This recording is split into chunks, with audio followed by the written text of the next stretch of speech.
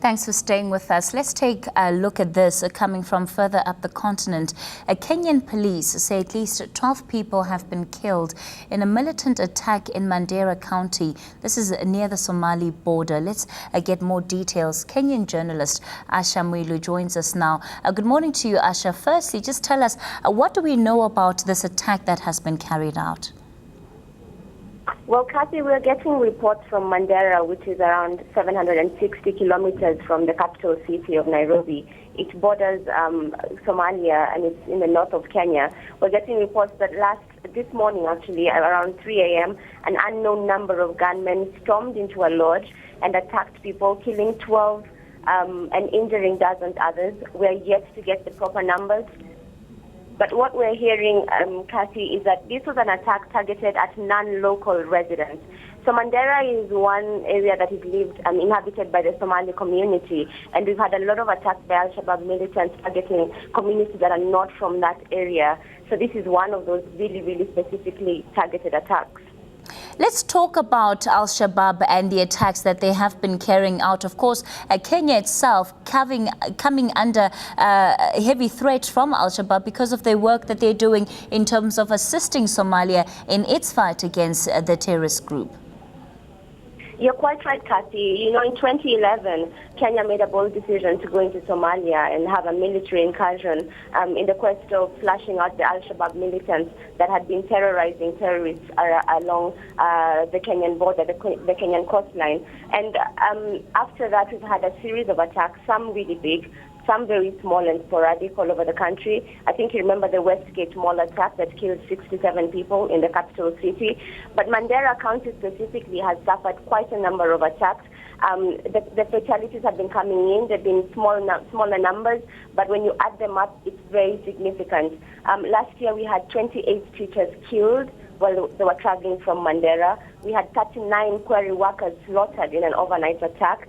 Just this month, this is the second attack we're hearing from Mandera. 6 people were killed in a residential building on the 5th of October.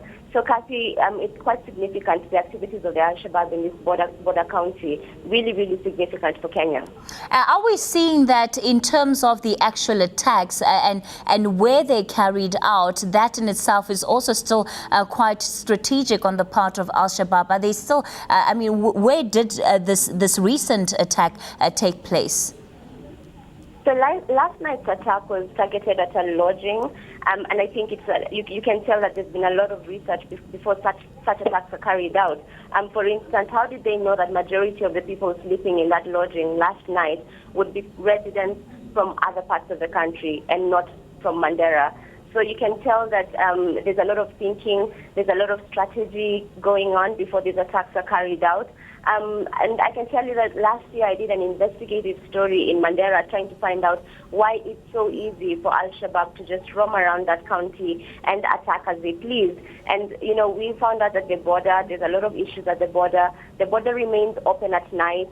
It's very easy for the militants to cross in and out. The factors of clanism, you know, there's a lot of clan dynamics because you find that a lot of Al-Shabaab militants from Somalia hail from the same clan as some of the residents living in Mandera that are Kenyan residents. So you find that they're very easily harbored among communities, very easily hidden, and so they can carry out research for as long as they want and then carry out an attack when they're ready. And at this point, has there been a response yet from the Kenyan government? I mean, that's the thing that Kenyans are really wondering about. Mandera has been in the news for a number of months, if not 2 years, actually. There's been little response from government. After we did the investigative story on KTN, there was a change in the police leadership in that county, but we're yet to see the real difference that change has made. We did hear that there was a military response last night after this attack, but it's more of just, you know, a follow-up right after an attack has happened. The county governor, for instance, has just been tweeting and gave us a live interview on KTN, talking about how this is a plan to kind of stall the economic progress of that county and crying out that the central government is yet to give him enough support to fight these terror activities that are happening in his home ground. By all indications, it remains a very concerning situation. Kenyan journalist Asha Mwilu on the latest, an attack taking place in Mandera, killing about 12 people. Let's remind you of some of our other top stories this hour.